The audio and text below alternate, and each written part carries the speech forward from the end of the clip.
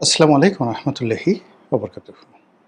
সম্মানিত দর্শক, অবস্থা দৃষ্টে মনে হচ্ছে আওয়ামী লীগকে ক্ষমতায় আনার জন্য, কিংবা ধরুন শেখ হাসিনাকে আবার প্রধানমন্ত্রী পদে বসানোর জন্য দিল্লি রীতিমতো মরিয়া হয়ে পড়েছে। ইচ্ছে করেই এখানে মরিয়া শব্দটি ব্যবহার করলাম।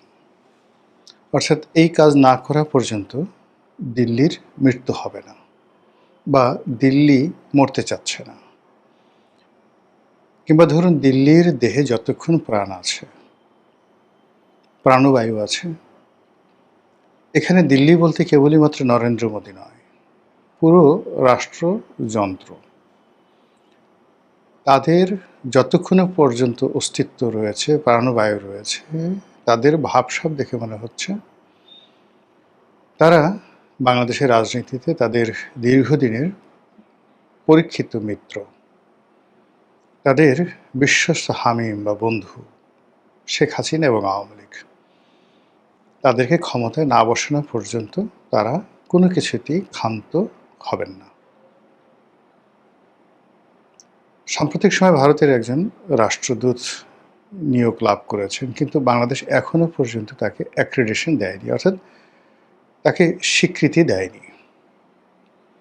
অত্যন্ত তাৎপর্যপূর্ণ। এইরকম ঘটনা বাংলাদেশে ইতিপূর্বে খুব কম ঘটেছে। তো ভারতের মতো রাষ্ট্র, আমেরিকার মতো রাষ্ট্র, কিংবা ইউরোপের ফ্রান্স, তারপর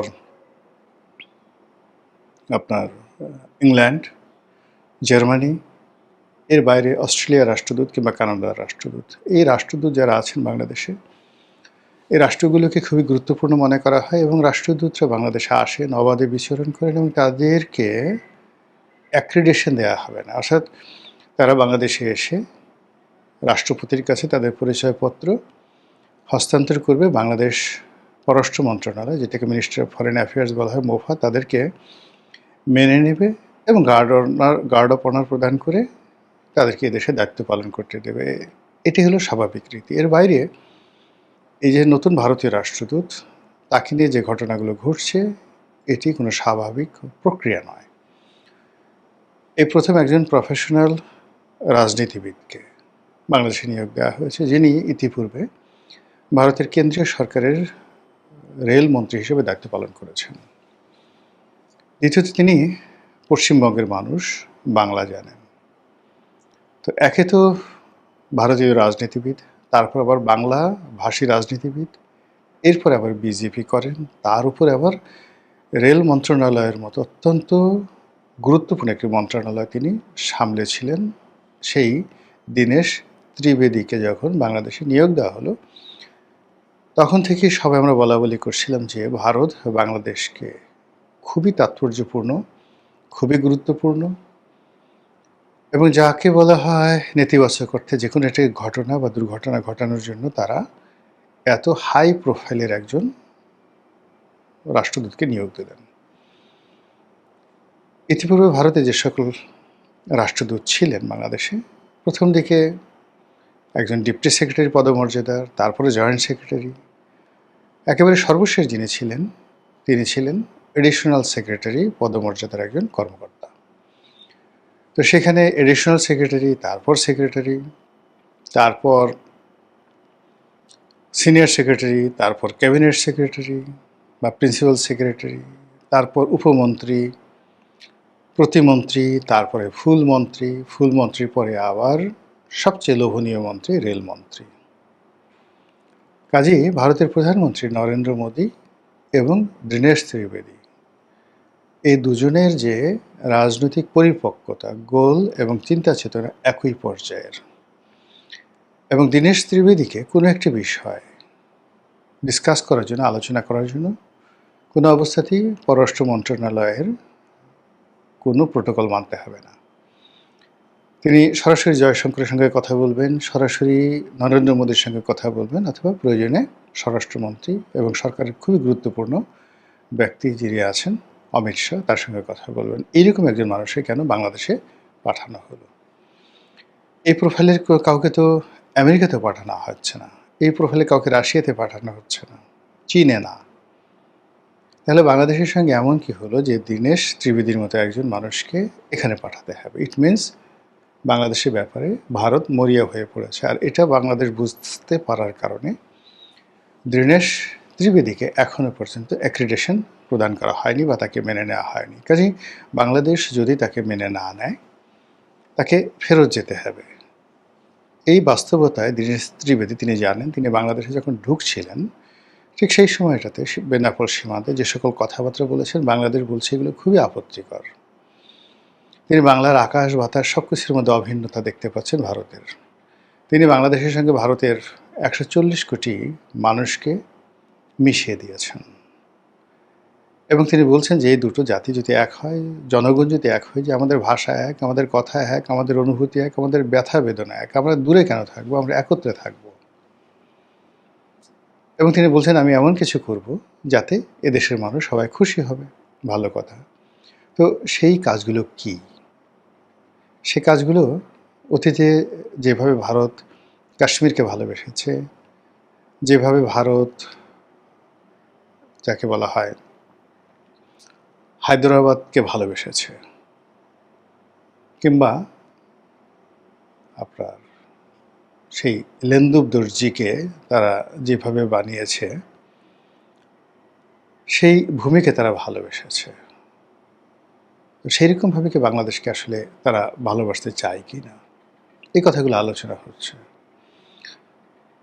ভারত যে সকল দেশে অভ্যন্তরীণ রাজনীতিতে খুব বেশি, তার প্রতিবেশীদের অভ্যন্তরীণ রাজনীতিতে খুব বেশি হস্তক্ষেপ করেছে, যেমন ধরুন মালদ্বীপ, নেপাল, শ্রীলঙ্কা, সব জায়গাতে কিন্তু তছনছ হয়ে গেছে এবং আলটিমেটলি সেই দেশ এবং সে দেশে যারা রাজনীতিবিদ অ্যাবসলিউটলি চীনমুখী হয়ে পড়েছে।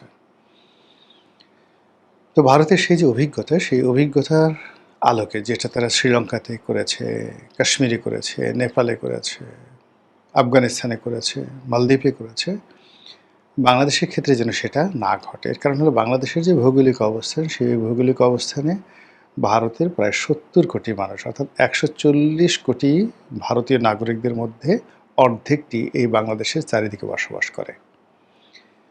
কাজেই এটাকে নিয়ে ভারত ছেলে খেলা খেলতে চায় না, কোনো ঝুঁকি নিতে চায় না। এখানে ভারত এসপার ওসপার, সরাসরি তাদের কর্তৃত্ব থাকবে, অথবা যারা থাকবে তারা তাদের কথা শুনবে। তো সেই দিক থেকে ডক্টর মোহাম্মদ ইউনূসকে আনার পরে ভারত বুঝে গেছে যে একে আনাটা ঠিক হয়নি।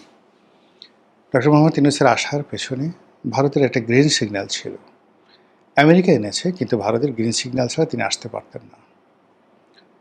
তারপর যখন তারেক রহমান সাহেব এলেন, দুষ্ট লোকেরা বলে এখানে ভারতের বিরাট হাত ছিল, গ্রিন সিগন্যাল ছিল, ভারতের এফোর্ট ছিল, অথবা নিদেন পক্ষে ভারতের প্রচণ্ড আন্তরিকতা ছিল। ভালো কথা। সেই আন্তরিকতা এখন আর নেই, এটা বুমেরাং হয়ে গেছে। তার জায়গাতে ভারত এখন বুঝেই গেছে আওয়ামী লীগ ছাড়া তাদের আর কোনো গত্যন্তর নেই এবং শেখ হাসিনার কোনো বিকল্প নেই। আর এটাকে কাগজে কলমে বাস্তবে রূপ দেওয়ার জন্য ভারতকে খেলতে হবে, মার্কিন ডিপ স্টেটের মতো ভারতকে খেলতে হবে। সেই খেলা কি শুরু হয়েছে কিনা, এটা নিয়ে হলো প্রশ্ন বা আজকের এই টপিক। আপনি যদি দেখেন যে বাংলাদেশে এমন কিছু ঘটনা ঘটছে, যে ঘটনা সরকারের বিরুদ্ধে একটা প্রচণ্ড জনমত তৈরি হয়ে যাচ্ছে। আপনি ধরুন পদ্মা সেতুর জন্য যে রেল সেতু তৈরি করা হয়েছে, রেল লাইন, সেই অংশের মাটি কেটে নিয়ে যাচ্ছে একদল দুর্বৃত্ত বা একদল মানুষ, বা ধরুন সরকারি কাউকে অনুমতি দিয়েছে বা সরকারি দলের কোনো কর্তা ব্যক্তি, অথবা ধরুন আওয়ামী লীগের কোনো লোক এটাকে একটা সাবোটাইজ করার জন্য এই কাজগুলো করেছে। রাতের আধারে বা দিনে একটা সময় ভেকু নিয়ে কিছু মাটি সেখান থেকে তুলে ইন্টারনেটে ছেড়ে দিয়েছে। ফলে সব মানুষ বলার চেষ্টা করছে যে এই সরকার আওয়ামী লীগের কোনো উন্নয়নকে তারা গুরুত্ব দিচ্ছে না, হোক সেটা পদ্মা সেতু, হোক সেটা রূপপুর পারমাণবিক বিদ্যুৎ কেন্দ্র বা এনিথিং এলস। এগুলোকে বন্ধ করে একটা নতুন ইতিহাস গড়তে চাচ্ছে, আর চারিদিকে মানুষ সি রব করছে। আপনি দেখুন যে কিছু অপরাধ ঘটছে বাংলাদেশে, সুনির্দিষ্টভাবে আমি সেই অপরাধগুলোর নাম বলবো না, কিন্তু অপরাধগুলো ইতিপূর্বে কখনোই এই আকারে, এই আকৃতিতে এবং এইভাবে আসলে ঘটেনি। এবং সেই ঘটনা ঘটার সঙ্গে সঙ্গে মুহূর্তের মধ্যে সেটা ভাইরাল হয়ে যাচ্ছে, মুহূর্তের মধ্যে জনমত সরকারের বিরুদ্ধে চলে যাচ্ছে এবং মুহূর্তের মধ্যে মানুষের মধ্যে একটা আতঙ্ক তৈরি হয়ে পড়ছে। সেটা মারামারি, কাটাকাটি, খুন, ধর্ষণ, রাহাজানি থেকে শুরু করে শাসক দলের অভ্যন্তরীণ যে দ্বন্দ্ব এবং সংঘাত, এগুলো হতে পারে। ছোট্ট একটা উদাহরণ দিই। যুবদলের এক নেতাকে গুলি করে হত্যা করা হলো এবং তাকে এই অপরাধে জেলখানায় ঢুকানো হলো। সে জামিনে বের হয়ে এলো এবং প্রকাশ্যে অস্ত্র নিয়ে আরেকজন যুবদল নেতাকে সে খুন করলো। এই যে খুনি, সেও কিন্তু বিএনপির লোক। এই কাজটি কেন সে করলো, কেন তার জামিন হলো এবং এই সকল ভিডিও ফুটেজ, অডিও ফুটেজ কী করে আবার ইন্টারনেটে আসলো, এরকম অসংখ্য ঘটনা। আবার ধরেন এই মুহূর্তে বেনজিরকে গ্রেপ্তার করা হয়েছে বলে মানে সারা বাংলাদেশ তোলপাড়। এক পক্ষে বলছে হয়নি গ্রেপ্তার, আর এক পক্ষে বলছে হয়ে গেছে। এক পক্ষে বলছে বেনজির বাসায় আছেন এবং বাংলাদেশ সরকারের কোনো সাধ্য নাই, বা এখন সংযুক্ত আরব আমিরাতের সাথে বাংলাদেশের যে প্রোটোকল রয়েছে সেই প্রোটোকল অনুযায়ী বেনজিরকে বাংলাদেশে ফিরে আনা একেবারে কঠিন একটি বিষয়। অন্যদিকে সরকার শতভাগ নিশ্চিত এই যে একটা মার্কেটিং হচ্ছে, একটা ব্র্যান্ডিং হচ্ছে, এটা আলটিমেটলি সরকারের বিরুদ্ধে চলে যাবে যদি বেনজির সাহেবকে আসলে রিয়েলি বাংলাদেশে আনা না যায়। ডক্টর জাহিদুর রহমান প্রথমে তাকে নেওয়া হলো। এখন ডক্টর জাহিদুর রহমানের মতো মানুষদের সঙ্গে বিএনপির কী সম্পর্ক ছিল? আমি তো এই দলটির যে রাজনীতি, মানে 2019 সন থেকে এই দলে যোগদান করার পর থেকে এ দলের একেবারে তারেক রহমান সাহেব থেকে শুরু করে সবার মধ্যে, মানে নিচে যারা একেবারে ইউনিয়ন পর্যায়ের বিএনপির কর্মী আছে তাদের সঙ্গেও বহুবার আমার যোগাযোগ হয়েছে।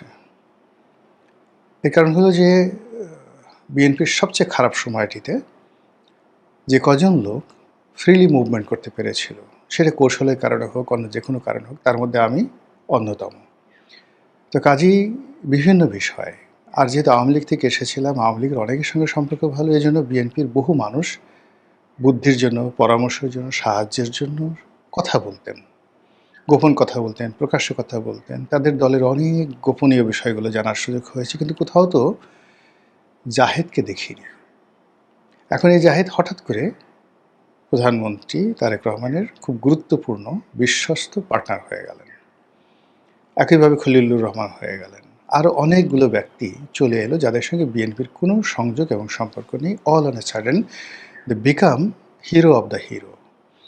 এখানে যদি তরুণদের মধ্যে শহীদুদ্দিন চৌধুরী আনি ধরেন, কিংবা সিনিয়রদের মধ্যে মঈন খান, নজরুল ইসলাম খান বা মির্জা ফখরুল ইসলাম আলমগীর বলেন, এই নবাগত অন্তত 1 ডজন পাওয়ারফুল ব্যক্তি তারা বিভিন্নভাবে প্রধানমন্ত্রীর কার্যালয়ে ঢুকে পড়েছেন মন্ত্রী, প্রতিমন্ত্রীর পদমর্যাদায়, যাদের সঙ্গে বিএনপির কোনো সংযোগ ছিল না। এই কাজ কারা করালো? এর পেছনে কি আমেরিকার হাত, না ভারতের হাত, নাকি এর পেছনে কোনো গোয়েন্দা সংস্থার হাত? তারেক রহমান সাহেব মানে শতভাগ নিজের থেকে এই কাজগুলো করেছেন। Not like that. এদের সঙ্গে হয়তো তারেক রহমান সাহেবের 1 বার 2 বার 5 বার কথাবার্তা হয়েছে। তো কেন তার ঘাড়ে চাপিয়ে দেওয়া হলো? একইভাবে কিন্তু বহু মানুষকে চাপিয়ে দেওয়া হয়েছিল ডক্টর মোহাম্মদ ইউনূসের ঘাড়ের উপরে, তার ফলে তিনি কিন্তু আর পারেননি। তো এই জিনিসগুলো হচ্ছে, এবং এই যে জাহেদ থেকে শুরু করে অন্য যারা আছেন তাদেরকে আবার নিয়োগ দিয়ে বলা হলো এরা ভারতের দালাল।